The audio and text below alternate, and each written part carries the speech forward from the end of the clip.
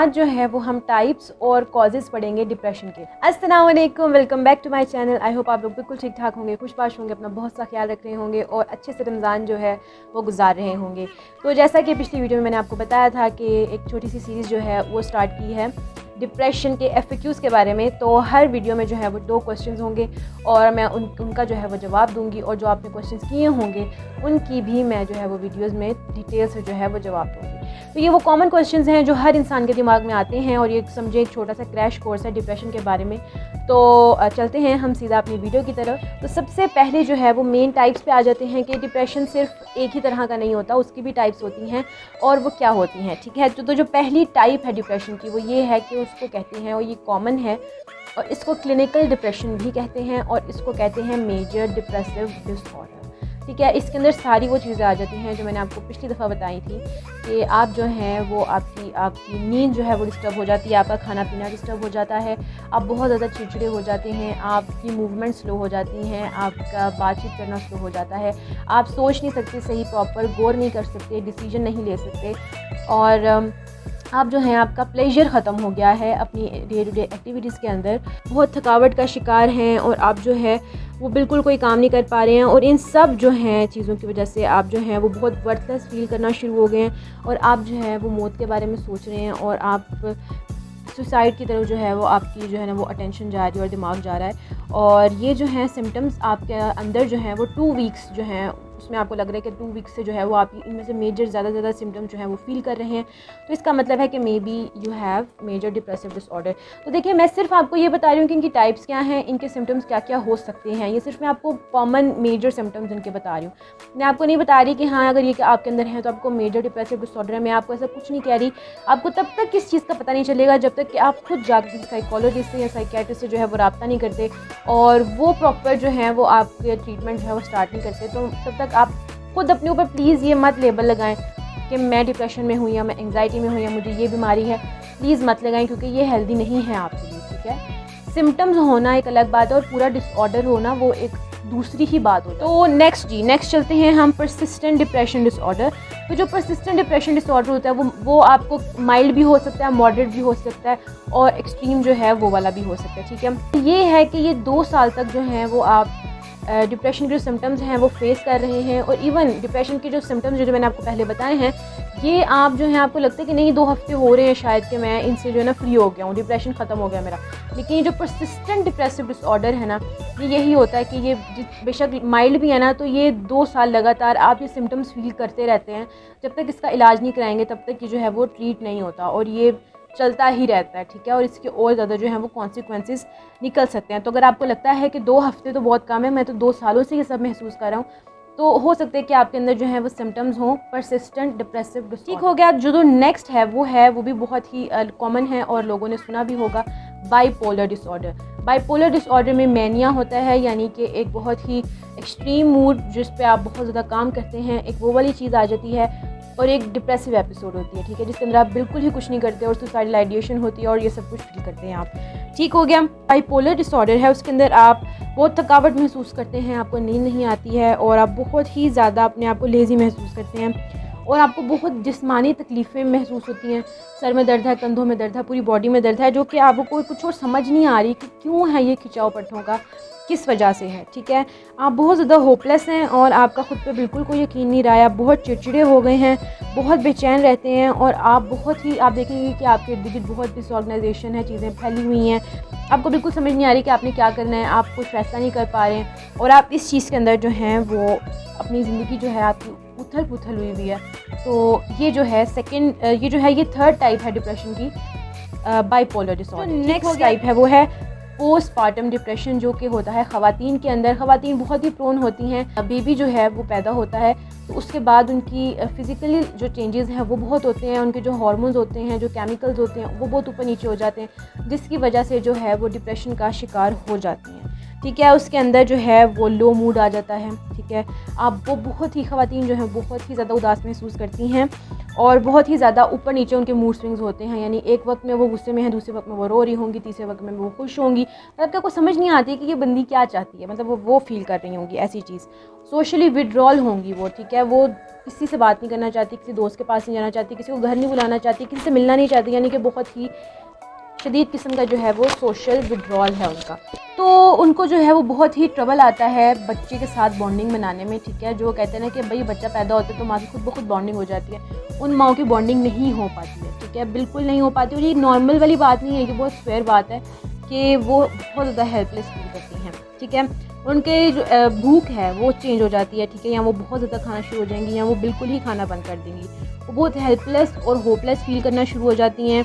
उनका इंटरेस्ट हर चीज़ में से ख़त्म हो जाता है, जो उनको पसंद भी थी चीज़ें उनका वो भी करने का दिल नहीं करता। और उनका जो है वो बहुत ही अपने आप को वर्थलेस फील करती हैं, बहुत ही ज़्यादा बेचैनी होती है, वो पैनिक अटैक्स तक वो फेस करती हैं, ठीक है। और कभी कभी उनका ये हिसाब भी हो जाता है कि उनकी थॉट्स आती हैं या तो वो अपने आप को नुकसान पहुंचा लें या वो अपने बेबी को नुकसान पहुंचा लें। तो ये जो है पोस्टपार्टम डिप्रेशन के जो हैं वो मेजर साइंस हैं।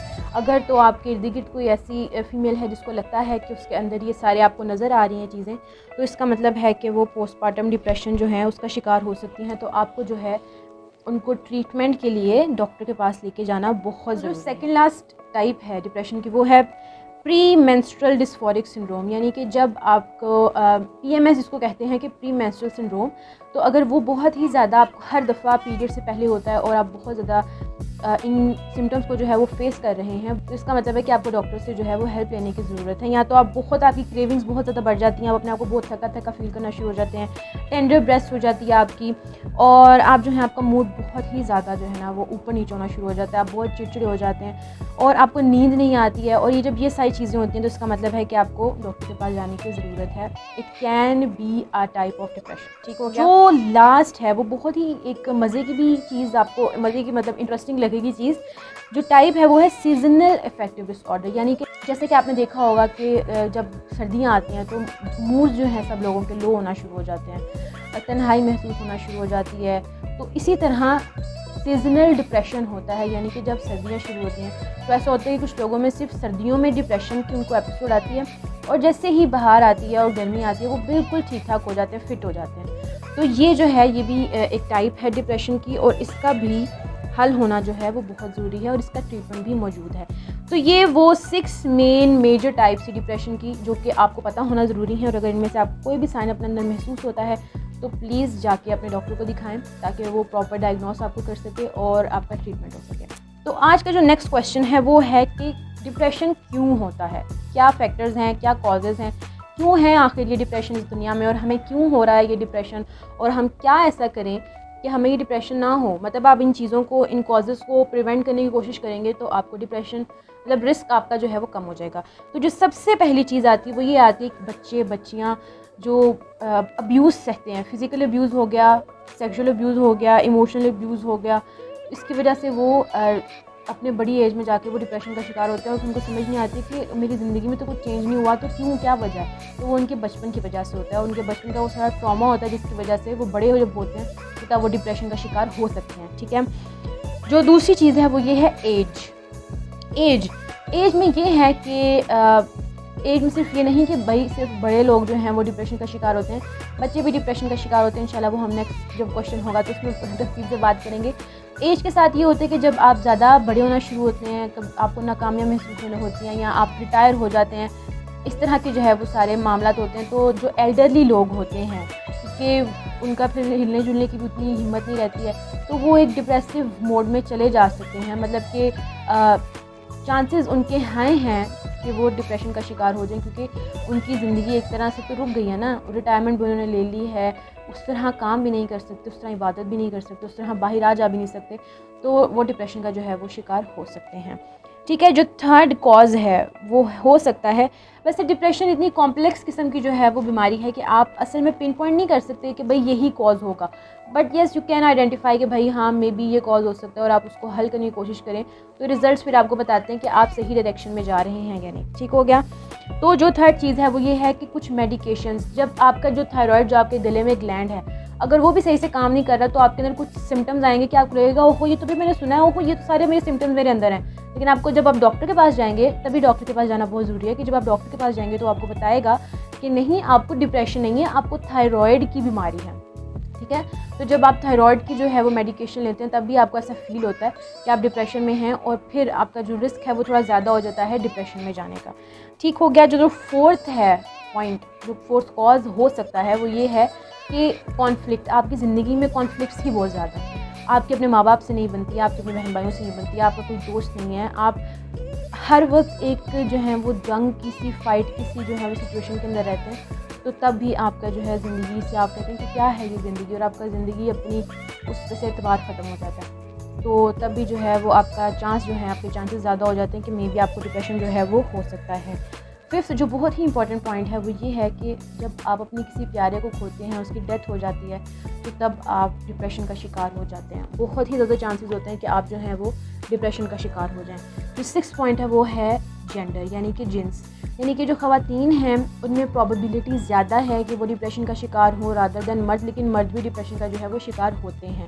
तो ख़वातीन को जो है वो ज़्यादा अपना ध्यान रखना चाहिए। जो है सेवन्थ पॉइंट वो है जीन्स, यानी कि जीन्स में अगर आपकी फैमिली में आप देख रहे हैं आपकी मदर को डिप्रेशन था, आपकी नानी को डिप्रेशन था, या और आपके बाबा को डिप्रेशन था, तो आपके चांसेस थोड़े से ज़्यादा बढ़ जाते हैं कि आपको भी, अगर आपने अपना ख्याल ना रखा और आपकी ज़िंदगी में थोड़ी मुश्किलात आई, तो इट कैन बी पॉसिबल कि आप डिप्रेशन का शिकार हो जाएं।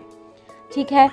8 जो है ये बहुत इंटरेस्टिंग पॉइंट है, और ये बहुत आपको अपनी कि क्या वाकई ये कोई पॉइंट है। तो जो 8 पॉइंट है वो ये है कि जब भी आपकी ज़िंदगी में कोई बहुत बड़ा वाक़या होता है, अच्छा भी बुरा भी, यानी कि फॉर एग्ज़ाम्पल आपकी शादी हुई, ठीक है, तो आप डिप्रेशन का शिकार हो सकते हैं, या आपको जॉब मिली है, फाइनली अब आपको जॉब मिली है, आप डिप्रेशन का शिकार हो सकते हैं। ठीक हो गया।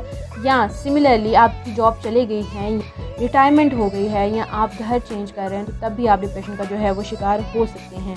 आप जो हैं वो सोशली आइसोलेट हैं, आपके दोस्त नहीं हैं और आपका कोई सपोर्ट सिस्टम नहीं है, ठीक है, घर वाले भी आपकी कोई सुनते नहीं हैं, तो आप तब भी जब अकेले हैं आप बहुत ज़्यादा, तब भी आप डिप्रेशन का शिकार, मतलब आपके चांसेस ज़्यादा हो सकते हैं कि आप डिप्रेशन का जो है वो शिकार हो जाएं। तो जो 10th रीज़न है वो ये है कि सीरियस इलनेस, यानी कि वही जो मेरी कॉज थी डिप्रेशन की, कि जब आप एक बहुत ही सीरियस बीमारी का शिकार होते हैं और वो बीमारी लंबी हो जाती है, ट्रीट होने में साल हो जाता है, 2 साल, तो तब भी आपके चांसेस ज़्यादा होते हैं डिप्रेशन का शिकार होने में। और जो लास्ट पॉइंट है वो ये है कि सब्सटेंस अब्यूज़, यानी कि जो लोग नशा करते हैं, और बहुत ज़्यादा लोग नशा करते हैं, ठीक है, तो जो लोग नशा करते हैं उनके भी चांसेस जो हैं, उनके अंदर देखा गया है कि डिप्रेशन के चांसेस उनमें बहुत ही ज़्यादा जो है वो पाए जाते हैं। तो आज जो है वो यही था कि डिप्रेशन की टाइप्स क्या हैं, मेजर टाइप्स, ठीक है, और डिप्रेशन के क्या कॉजेज़ हो सकते हैं, कि इन सब चीज़ों को अपने ध्यान में रखा जाए और अपना ख्याल रखा जाए तो आप डिप्रेशन से बच सकते हैं। ठीक है। तो आज जो है वो इतना ही था। इंशाल्लाह नेक्स्ट वीडियो में जो है वो और 2 क्वेश्चन के साथ मैं आपके साथ सामने जो है वो हाजिर होंगी। तो अपना बहुत सा ख्याल रखिएगा। अल्लाह हाफ़िज़।